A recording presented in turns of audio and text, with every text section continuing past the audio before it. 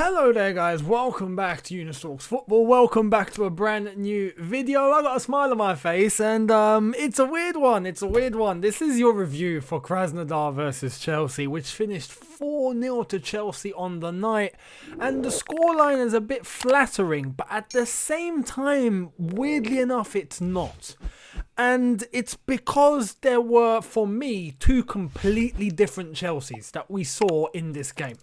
From the 70th minute and before that, we looked slow, lethargic. There was literally no intensity.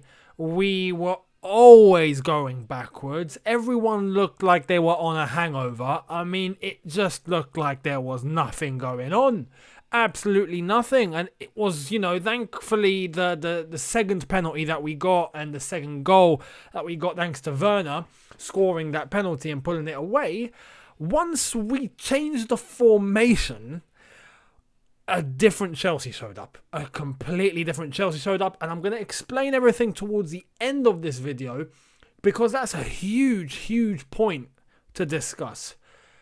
Is the 4-3-3 our way to go now? Because I couldn't believe the shift. It was night and day, absolute night and day. But I'm going to get into all the detail towards the end after I've discussed the lineup and the individual performances. So in terms of the lineup, how did we feature? This is how we started the game. Frank Lampard went with a 4-2-3-1. Edouard Mendy in goal. Cesar Azpilicueta right back. Ben Chilwell left back. Kurt Zouma and Antonio Rudiger as our centre backs.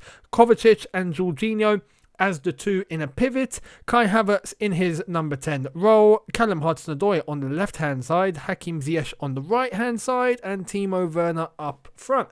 Now, in terms of a little bit of rotation, I did say that in my preview. However, because of rotation, I would have gone heavier. However, I also, because of the heavy rotation, would have gone with a 4-3-3 to start off with, just to accommodate, because we need to analyse our options. And with the 4-3-3, we have more options of rotation than we do with the 4-2-3-1, specifically in midfield.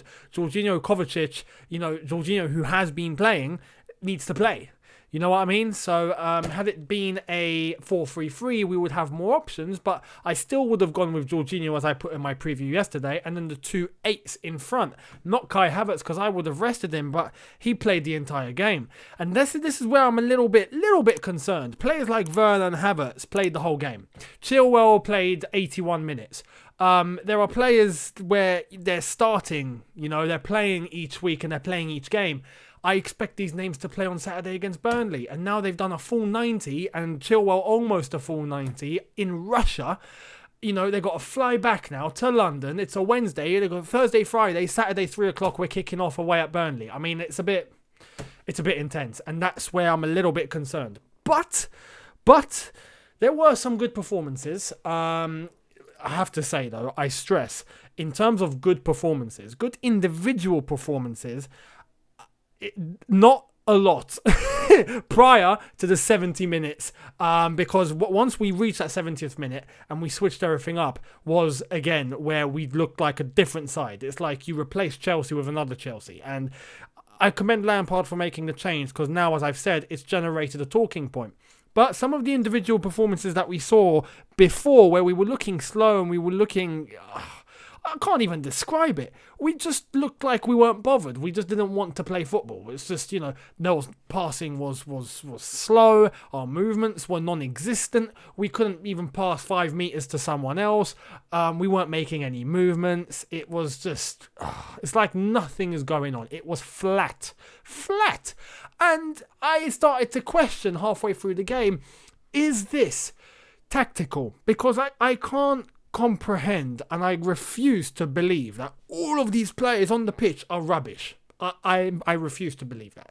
When you have players, playing like a Chilwell, Azpilicueta, Kovacic, Jorginho, Kai Havertz is on the pitch, Werner's on the pitch, Ziyech has started, Hudson-Odoi, who we've been asking to play. These players are not rubbish. So I started to think, what is this tactical? Is this Lampard? Like, is there something really wrong here? This system just is not working. And against Krasnodar, this was my concern. Krasnodar, Now, I said yesterday, don't underestimate. And whilst we were looking slow and it's like we couldn't play any football whatsoever, Krasnodar were looking good. And despite us dominating the game, having 75% possession in the first half or whatever it was, 68% possession by the time that we changed the game, you expect more. The truth of the matter is, the ball was constantly being passed in between our centre-backs and it just was not going forward. And again, the same point. We just don't look forward. But, and again, when I come to talking about the shift, when we changed to a 4-3-3, that went out the window. But I'm getting there. We just continuously started to keep looking back. There was no risk. There were players available in midfield. Now, whether it was getting the ball to Jorginho or getting the ball to Kovacic, it's like we didn't want to do that. And any time that we did that, whenever those two had an option to go forward, they went backwards. And I'm like, what are you doing? Everyone, all of you, what are you doing? What are you doing? It's getting on my nerves. I'm about to pull my eyes out because this is happening every single game. And I just don't get why. I don't get it. I don't get it. But the moment that we managed to get the second goal, we looked a little bit more comfortable, brought on a few more subs, everything changed. Now, in terms of the events and what happened during the game, let's discuss some of the goals. So, Jorginho missed a penalty. It was a penalty, but that penalty, he didn't even get on target. Hit the post and then hit the keeper and then went somewhere else. And I'm thinking, Jorginho, mate, what's going on? 2 penalties now? We move on, not too long afterwards. The 37th minute, Hudson-Odoi with a very dodgy shot. Very soft, very dodgy shot. Keeper, 99 times out of 100, maybe more, 999 times out of 1,000 is going to save it.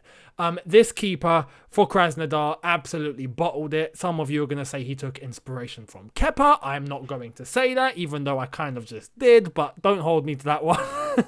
Anyway, Callum Hudson-Odoi getting on the score sheet, and that was very good to see because he took that little bit of risk. He took that bit of incentive. He saw the opportunity, linked up with Kai Havertz very well, cut in, hit it, and he hit it. You take the shot, and that's sometimes what we're lacking. We like to do too much, and he took the shot.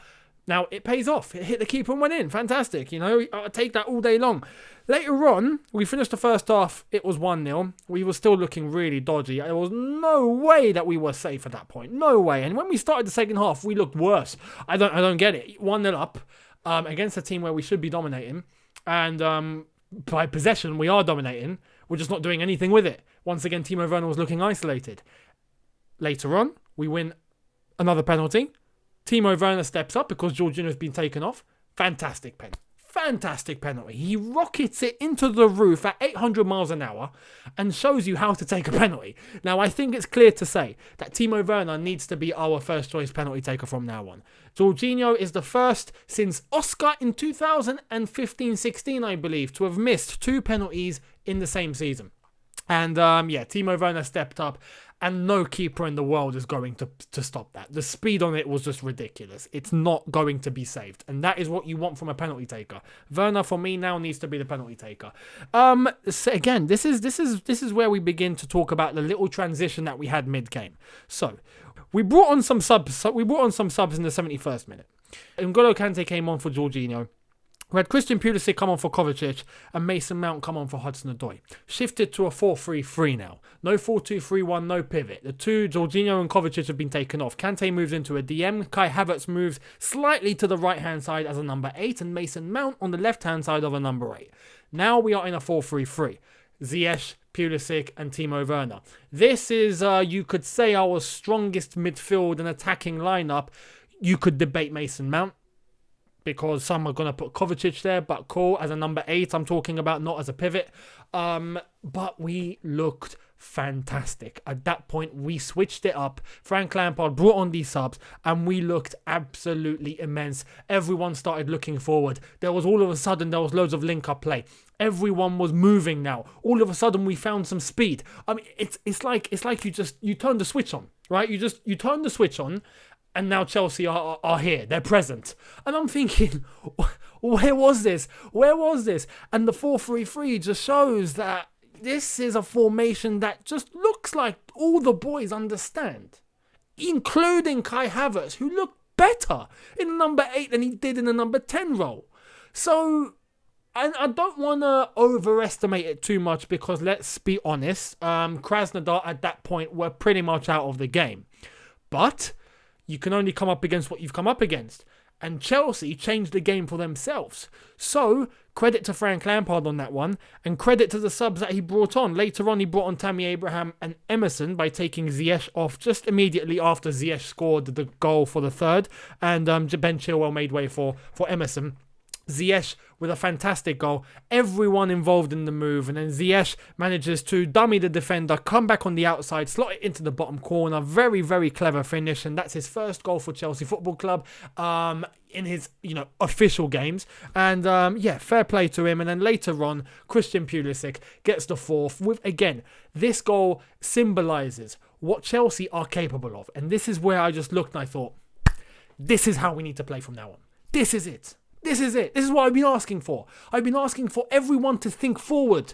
Don't think backwards. You have the option in front of you, you go forwards. Everyone make moves for each other. Don't stand still and ball watch or wait for the ball to come to you. Everyone needs to be involved. There was a lot of chemistry there. There was a lot of movement. There was a lot of speed. There was a lot of intensity. And everyone was thinking to the goal, to the goal, to the goal. You have to be honest with the personnel that Chelsea have and the front four that we saw involved in the goal, especially for Pulisic, but towards the end of the game, all the attacking players that we saw there, they are without a doubt some of the best in the world. We have to, to set a standard here. We have some top talent. You need to utilize them to their maximum potential, and all of them have something brilliant to bring to the table. Now, if all of them are thinking attacking and thinking let's go and score goals and bringing the intensity like they did for the third and the fourth goal and getting into movements and making the space for each other and combining really well, you have a good chance to beat anybody. And again, I don't want to really overestimate it because it was Krasnodar. It wasn't Barcelona. I mean, Barcelona all over the place. But anyway, it wasn't Bayern Munich, But you put that team towards the end of this game with the way that they were playing and the mentality and the confidence against the Bayern Munich, and they will give them a game. Bayern Munich will get tested. We have the ability, we have the capabilities in this team to do big things. We just need to utilize everyone correctly. And it seems like the 4-3-3, with everyone having the confidence to go forward, to look for the forward option and stop relying on going backwards and stop trying to take the less risky move or the risk-free move. Sometimes in football, you need to take the chance. And if you mess up, you lose the ball, you go and win it back. And that is the fundamentals of the game. That is just how it is. And you win some, you lose some, but you have to have a philosophy and a tactic and a presence there to use what you have. And we have some top talent now. We didn't spend 200 million for nothing. And the third and fourth goals with the 4-3-3 proved maybe this is the angle that we need to take from now on. And I hope Frank Lampard uses the positive aspects from this game into Burnley and into the games coming very, very, very swiftly. So we'll wait and see what happens. But that is a talking point now. Do we go with the 4-3-3 and ditch the pivot? As soon as Kante came on, you saw a massive difference with him as a DM. That was huge. Mason Mount brought a fair lot of energy, so fair play to him. And this is the best capacity that he needs to be used for, in my opinion. Mason Mount to come off the bench to cause an impact in the number 8 role, his position. He's the best at it. You use that, fantastic. Now, again, I hope everyone has gotten a boost and everyone has gotten more confidence and got some bottle from this game. That they now know when they all go forward and they think forward and they combine and they're present collectively and they're all there for each other, we can score against anybody. We can, and we can win games. And today we got another clean sheet, so fair play. Two tails, two halves, honestly, two different Chelseas we saw out there, but I'm very happy with the way it ended. I'm very happy with the way that we managed to create something here. And we can really talk about and go, this is possibly where we need to head in now. This is the direction we need to take. It's a big thinking point for Frank Lampard, and I hope he analyzes it correctly. Let me know what you think in the comment section below. How do you think we fared in terms of, the first half, the first part of the second half, and then the complete switch to a brand new Chelsea that looked completely, just full of thunderbolts and lightning? Let me know what you thought in the comments. I'd love to hear it. Hit the subscribe button if you are new. Hit the notification bell to be notified once I've uploaded. Smash the like button. Let's try and get 7,000 likes. Thank you all so much. Follow me on Twitch. New streams coming, not daily, but nearly every day. So do follow me on there. Possibly doing another stream tomorrow. So watch out for that one. You will get notified when I do. Thank you all so much. I'll see you guys tomorrow for a brand new video. Thank you so much for watching. Look after yourselves. Have a good one. Take care and peace.